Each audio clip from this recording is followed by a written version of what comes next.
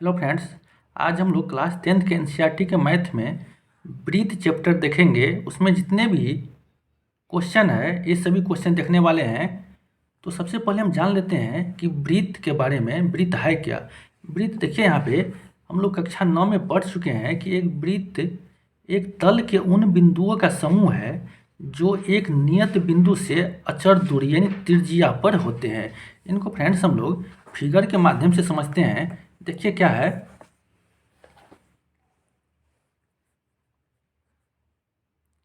ये क्या है? एक नियत बिंदु है। क्या है? नियत बिंदु है। यहाँ से कुछ दूरी पर ये त्रिज्या है। क्या है? त्रिज्या है। अब यहाँ से देखिए, यहाँ से यहाँ पे हम लिए हैं तो इसको हम क्या करेंगे? इसको हम चारों तरफ ऐसे घुमा देंगे। क्या करेंगे? घुमा देंगे, है ना। तो अब यहाँ पे ये आपका क्या हो गया? इसमें ये मिडिल में क्या हो गया? सेंटर हो गया। ये जो फ्रेंड्स, ये जो हम पूरा चारों तरफ घुमाए हैं वही क्या हो गया? आपका वृत्त हो गया, यानी सर्कल हो गया। ठीक है। अब यहाँ पे एक क्या हो गया? आपका त्रिज्या हो गया। क्या हो गया? त्रिज्या हो गया। और उसको क्या बोलते हैं? ये जो आपका क्या है? परिधि हो गया। क्या हो गया? परिधि, है ना।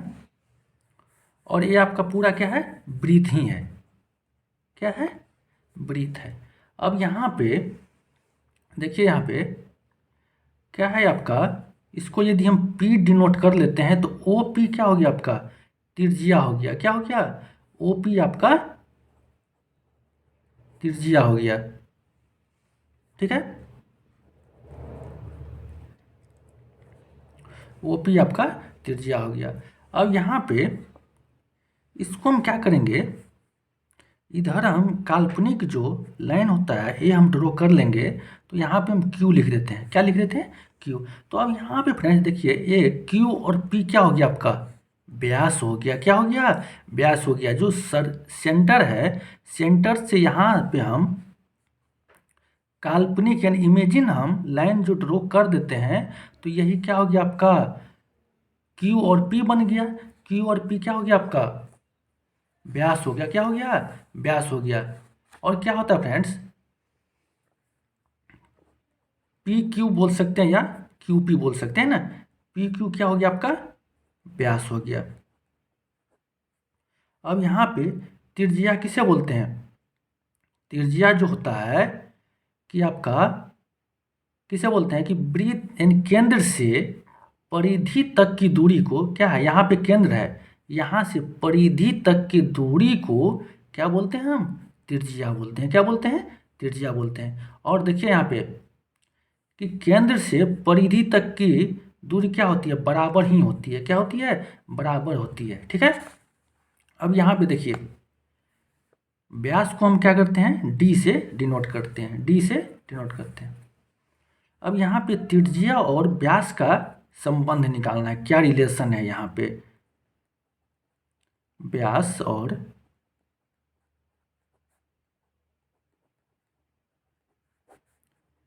त्रिज्या का संबंध या रिलेशन बोल सकते हैं ना।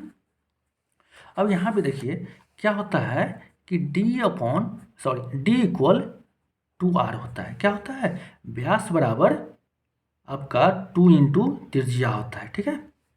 तो यहाँ पे जहाँ बोल सकते हैं कि डी बराबर क्या होता है? व्यास। और आर बराबर क्या होता है? आपका त्रिज्या होता है। क्या होता है? त्रिज्या होता है। अब यहाँ पे क्या होगा? डी बराबर 2r है तो आर बराबर डी अपॉन 2 तो लिख सकते हैं, है ना। यानी व्यास बराबर 2r हो गया और त्रिज्या बराबर आर अपॉन यानी आर बराबर डी अपॉन 2 हो गया, है ना। यानी त्रिज्या बराबर व्यास अपॉन 2 हो गया। ठीक है। ये फ्रेंड्स इसलिए बना लिए कि ये जो ब्रीथ में है ना, ब्रीथ जो चैप्टर है आपका, इसमें हर जगह यूज पड़ेगा। ठीक है। अब यहाँ पे देखिए कि हम क्या बोले फ्रेंड्स कि केंद्र से परिधि की दूरी क्या होती है? सब जगह क्या होती है? बराबर होती है। क्या होती है? बराबर होती है। देखिए यहाँ पे एक आपका सेंटर है ना। सेंटर है यहाँ पे, एक क्या करें हम, त्रिज्या खींच लिए, है ना, त्रिज्या खींच लिए। अब यहाँ से क्या किया, हम एक सर्किल बना लिया, यानी परिधि चारों तरफ हम घुमा दिए, तो ये आपका क्या बन गया, वृत्त बन गया, यानी सर्कल। ठीक है। अब यहाँ पे देखिए, ये जो सेंटर है, सेंटर से हम ये जो परिधि आपका, परिधि में टच करेंगे, इधर भी करेंगे और इधर भी करेंगे। ठीक है। अब यहाँ पे O है और ये आपका P है, ये आपका Q है, ये आपका R है ना। तो अब देखिए यहाँ पे इसको भी यानी कुछ आप डिनोट कर दीजिए। ठीक है।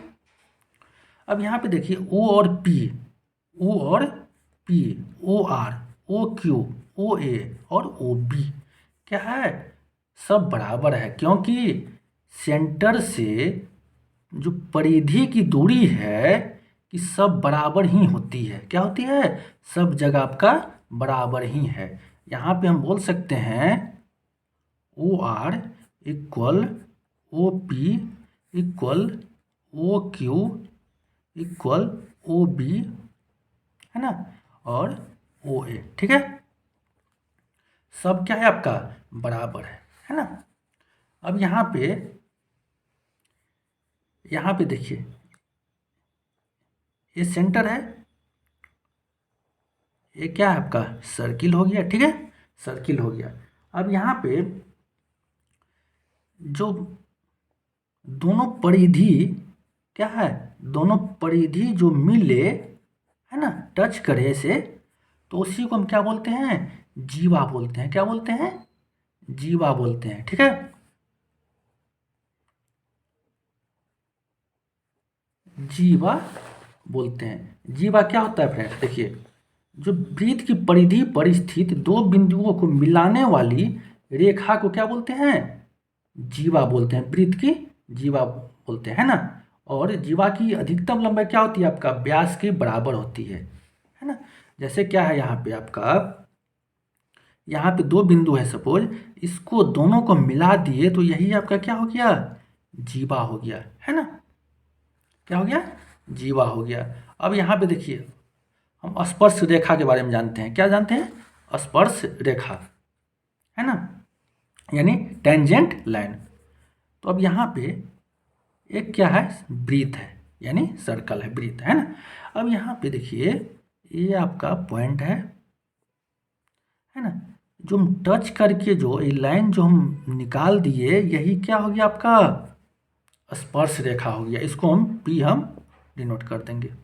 क्या हो गया, ये आपका स्पर्श रेखा हो गया, यानी वह रेखा जो वृत्त के स्पर्श करते हुए जाती है। वृत्त का है ना फ्रेंड्स, ये क्या आपका वृत्त ही है ना, वृत्त से स्पर्श करते हुए जाती है, वही क्या होती है आपका स्पर्श रेखा होता है। क्या है, स्पर्श रेखा है। ठीक है। अब यहाँ पे फिर हम जान लेते हैं छेदक रेखा क्या है। क्या है, छेदक रेखा क्या है। देखिए यहाँ पे ये सर्कल है, ठीक है। छेदक रेखा क्या होता है कि जो वृत्त को दो अलग अलग बिंदुओं पर प्रतिच्छेद करे, उसे क्या बोलते हैं, छेदक रेखा बोलते हैं, है ना। जो वृत्त के दो बिंदुओं पर, ये जैसे क्या है, फर्स्ट बिंदु है, ये सेकेंड बिंदु है, इसको यदि छेद करे, यानी उस पार से उस पार जाए, उसी को हम क्या बोलते हैं, छेदक रेखा बोलते हैं, है ना। यही क्या हो गया आपका छेदक रेखा हो गया। ठीक है। अब देखिए यहाँ पे, ये जो आपका स्टेप से भी हो सकता है छेदक रेखा, और स्टेप से भी हो सकता है, नहीं तो स्टेप से भी हो सकता है ना। देखिए पॉइंट यानी दो जहां जहां मिले, लेकिन दो पॉइंट मिले, है ना, यही क्या हो गया आपका छेदक रेखा हो गया, है ना।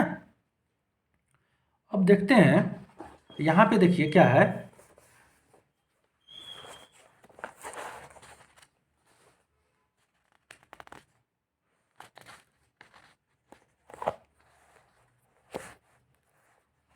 क्या है कि किसी वृत्त की स्पर्श रेखा वह रेखा है जो वृत्त को केवल एक बिंदु पर प्रतिच्छेद करे। क्या है? केवल एक बिंदु पर प्रतिच्छेद करे। तो अब यहाँ पे देखिए आपका ये जो क्या है वृत्त है, यहाँ पे क्या है एक ही बिंदु से निकल रहा है सब ना।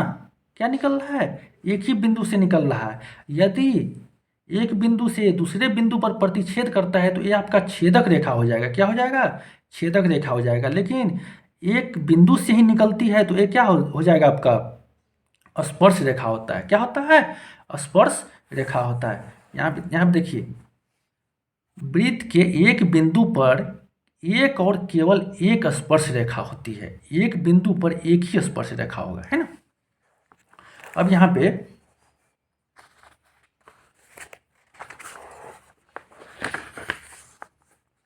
देखिए यहाँ पे क्या है कि वृत्त के स्पर्श रेखा छेदक रेखा की एक विशिष्ट दशा है जो संगत जीवा के दोनों सिरे संपाती हो जाए, है ना। तो अब यहाँ पे देखिए ये जो आपका सर्कल है, देखिए सर्कल है ना। अब यहाँ पे देखिए वृत्त के स्पर्श करते हुए एक रेखा निकली है, यहाँ भी निकली है मिडिल, और मिडिल में क्या आपका छेदक रेखा है ना। तो ये सभी क्या है आपका समांतर हो गया। क्या हो गया? ये एक दूसरे के क्या है समांतर रेखा है ना। अब देखिए यानी परिमेय एक है आपका, ये जो है ना कि हर जगह यूज है आपका। क्या है कि वृत्त के किसी बिंदु पर स्पर्श रेखा स्पर्श बिंदु से जाने वाले त्रिज्या पर क्या होती है लंब होती है ना। यानी देखिए यहाँ पे वृत्त के किसी बिंदु पर स्पर्श रेखा स्पर्श बिंदु से जाने वाली त्रिज्या पर लंब होती है। उसको देखिए सबसे आसान भाषा में फिगर के माध्यम से समझते हैं।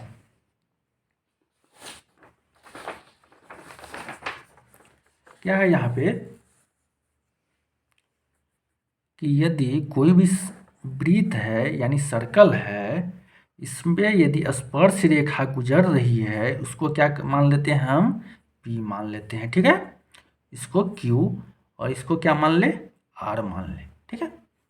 अब यहाँ पे ये जो आपका सेंटर है, यहाँ पे क्या है सेंटर है तो यहाँ पे क्या आपका लंब गिरेगा ही, है ना। लंब गिरेगा तो ये जो लंब है ये आपका कितना बनाता है 90 डिग्री बनाता है ना। कितना 90 डिग्री, ठीक है। और एक क्या है वो है आपका, ये हो गया आपका सेंटर यानी केंद्र, और ये तो क्या हो गया आपका वृत्त हो गया ना, वृत्त हो गया। ये आपका क्या है स्पर्श रेखा है ना। स्पर्श रेखा है। क्यू आर क्या है आपका स्पर्श रेखा, क्या है क्यू आर क्या है आपका स्पर्श रेखा है ना। ये क्या हो गया आपका परिमेय 10.1, ये आपका फ्रेंड्स है ना हर जगह यूज है, ठीक है। अब देखते हैं चैप्टर, अब देखते हैं है ना। क्या देखते हैं चैप्टर देखते हैं। चैप्टर में क्या है क्या आपका देखिए प्रश्नावली 10.1 में एक वृत्त की कितनी स्पर्श रेखाएं हो सकती है। क्या है आपका क्वेश्चन में क्या है कि एक वृत्त की कितनी स्पर्श रेखाएं हो सकती है। तो अब देखिए प्रश्नावली कौन सा है 10.1। तो आंसर 1 में है कि एक वृत्त की कितनी स्पर्श रेखाएं हो सकती है। तो देखिए यहाँ पे एक वृत्त आपका है, इसमें फ्रेंड्स कितनी स्पर्श रेखा होगा। देखिए एक यहाँ से निकाल दे A B, ठीक है। एक यहाँ से निकाल दीजिए C D, एक फ्रेंड्स यहाँ भी निकलेगा है ना P Q, एक यहाँ से भी निकलेगा R S। कितना है इसका मतलब अनंत है ना। यानी एक वृत्त की आपका देखिए एक हो गया, दो हो गया, तीन हो गया, चार हो गया, यानी कितना है आपका अनंत अनंत या अनेक स्पर्श रेखा निकलती है, ठीक है। अनंत या अनेक स्पर्श रेखाएं निकलती है।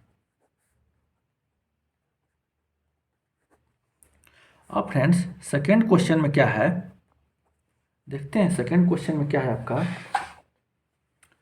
कि यहाँ पे है कि किसी वृत्त की स्पर्श रेखा उसे डैश बिंदुओं पर प्रतिच्छेद करती है। ये फिल इन द ब्लैंक्स है फ्रेंड्स, है ना। यानी क्या है, किसी वृत्त की स्पर्श रेखा उसे डैश बिंदुओं पर प्रतिच्छेद करती है। तो अब देखिए यहाँ पे सेकंड में है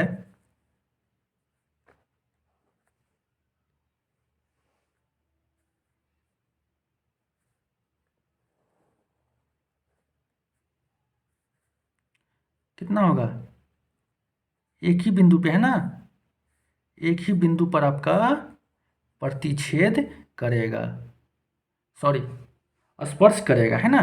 तो क्या हो जाएगा आपका, केवल एक बिंदु पर, केवल एक बिंदु पर, ठीक है। ये क्या है, बिंदु है ना, एक ही बिंदु पर क्या होता है, स्पर्श करती है। अब आपका सेकंड है, सेकंड में क्या है देखिए फिल इन द ब्लैंक्स में, कि वृत्त को दो बिंदुओं पर प्रतिच्छेद करने वाली रेखाओं को क्या कहते हैं। यानी वृत्त को दो बिंदुओं पर प्रतिच्छेद करने वाली रेखाओं को क्या कहते हैं। तो अब यहाँ पे देखिए दो बिंदुओं पर, ये सर्किल आपका है, तो वृत्त का यदि दो बिंदु है ना, फर्स्ट बिंदु और सेकंड बिंदु, तो इसको यदि इसको मिला दे तो क्या हो गया आपका, ये प्रतिच्छेद हो गया ना, क्या हो गया, प्रतिच्छेद हो गया, है ना। तो इसका मतलब क्या है, उसको हम छेदक रेखा बोल सकते हैं। क्या बोलेंगे, छेदक रेखा, यानी टेंजेंट लाइन बोलेंगे, ठीक है। अब आपका थर्ड क्वेश्चन है, क्या है फ्रेंड्स, कि एक वृत्त की डैश समांतर स्पर्श रेखाएं हो सकती है। क्या है, एक वृत्त की डैश समांतर स्पर्श रेखाएं हो सकती है। तो कितना हो सकती है, ये वृत्त है ना। अब यहाँ पे पी क्यू, ये क्या आपका स्पर्श है ना, इसको क्या मान लीजिए, सी मान लीजिए। अब यहाँ पे समांतर ही लेना है ना। क्या आपका क्वेश्चन में है, एक वृत्त की कितनी समांतर स्पर्श रेखाएं हो सकती है, समांतर ही लेना है। तो यहाँ पे ए और बी, यहाँ पे आर ले लीजिए। तो इसका मतलब क्या है, फर्स्ट लाइन और सेकंड लाइन ये दोनों क्या है, समांतर है ना। तो कितना हो गया आपका, दो ही हो गया, दो समांतर रेखाएं हो सकती है, ठीक है।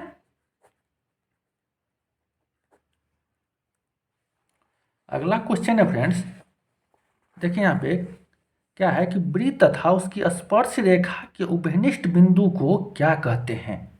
यानी वृत्त तथा उसकी स्पर्श रेखा के उभयनिष्ठ बिंदु को क्या कहते हैं। तो अब यहाँ पे देखिए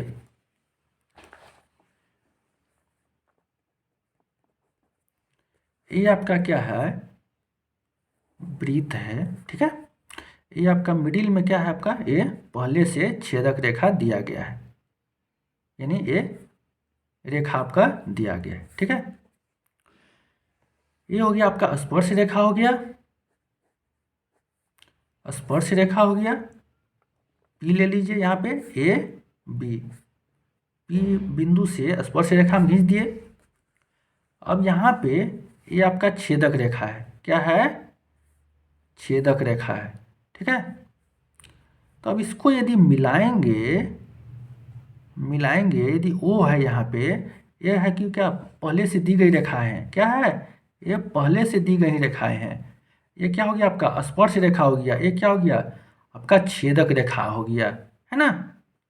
क्या हो गया, छेदक रेखा हो गया। तो इसी को क्या बोलते हैं हम, छेदक रेखा बोल सकते हैं। तो यही क्या हो गया आपका आंसर हो गया, है ना। क्या हो गया, आंसर हो गया।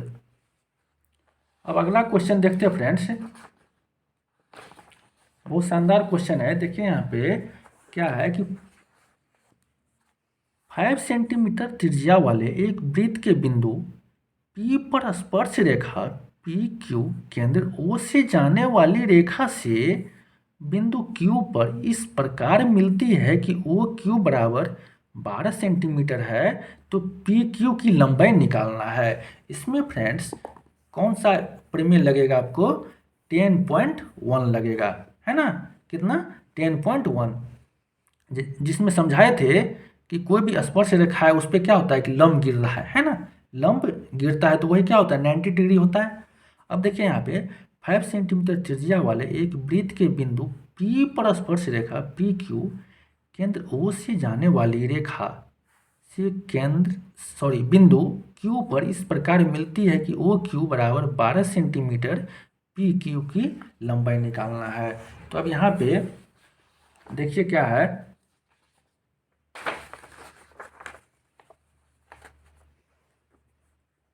थर्ड क्वेश्चन आपका है ना। ये क्या है आपका, सर्कल है, ठीक है, सर्कल है। ये आपका स्पर्श रेखा हो गया, ठीक है, स्पर्श रेखा P A Q, इस पे क्या है आपका, ये सेंटर है, इस पे आपका लंब गिर रहा है। ये जो लंब गिर रहा है तो यही क्या हो गया आपका 90 डिग्री हो गया ना, क्या हो गया 90 डिग्री हो गया, वो है। लेकिन ये आपका जो लंब जो गिर रहा है, त्रिज्या एक प्रकार का समझ लीजिए, ये जो त्रिज्या है तो त्रिज्या कितना है 5 सेंटीमीटर, आपका कितना है 5 सेंटीमीटर, ठीक है। तो अब इसको हम क्या करेंगे, दोनों को हम ओ क्यू को मिला देंगे, कितना ओ क्यू को मिलाएंगे।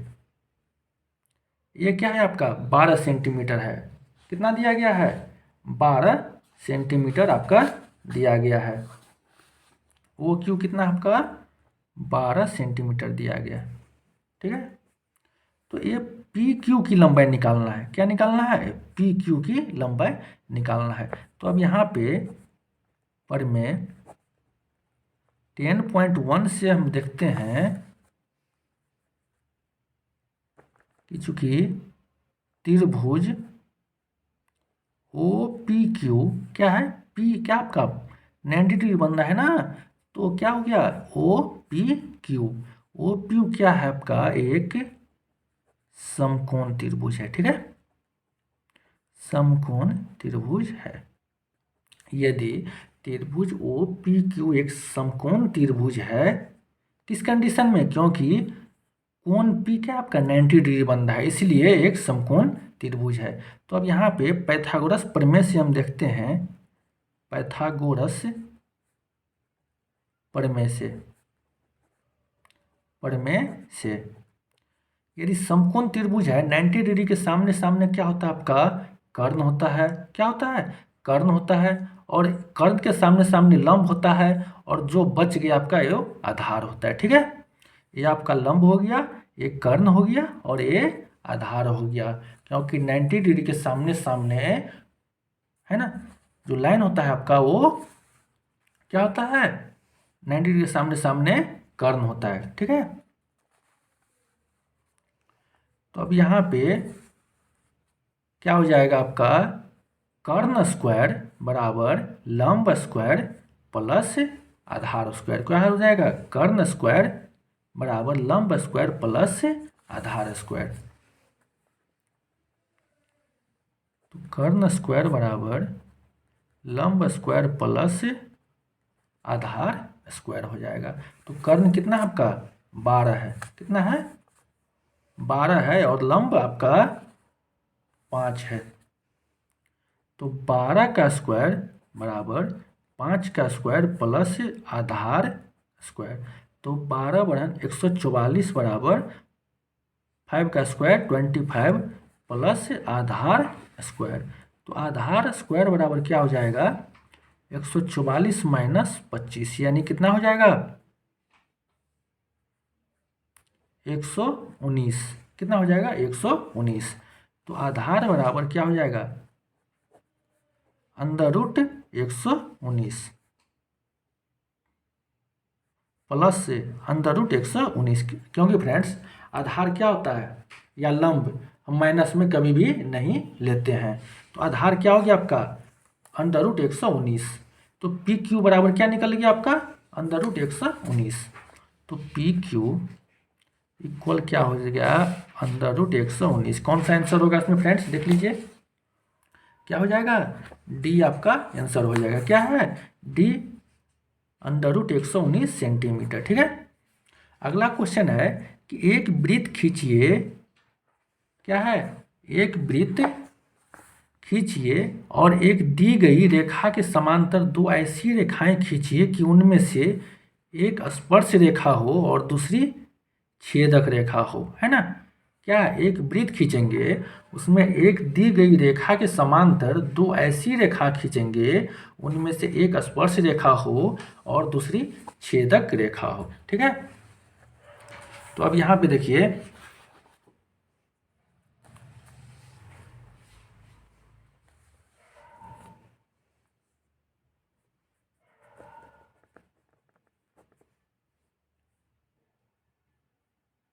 एक वृत्त खींचेंगे, उसमें एक स्पर्श रेखा है, स्पर्श रेखा है, और एक क्या है आपका, छेदक रेखा है। क्या है, एक छेदक रेखा है। यह क्या हो गया आपका, छेदक रेखा हो गया। और ये पहले से आपका दिया गया है, ये क्या है आपका, सेंटर है।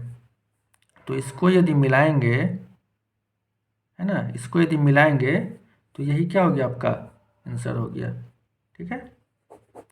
उम्मीद करते हैं फ्रेंड्स, यदि वीडियो अच्छा लगा होगा तो वीडियो को लाइक कर दीजिएगा, और यदि चैनल पर नए हैं तो चैनल को ज़रूर सब्सक्राइब करके बेल आइकन को दबा दीजिएगा। मिलते हैं नेक्स्ट वीडियो में। Thank you.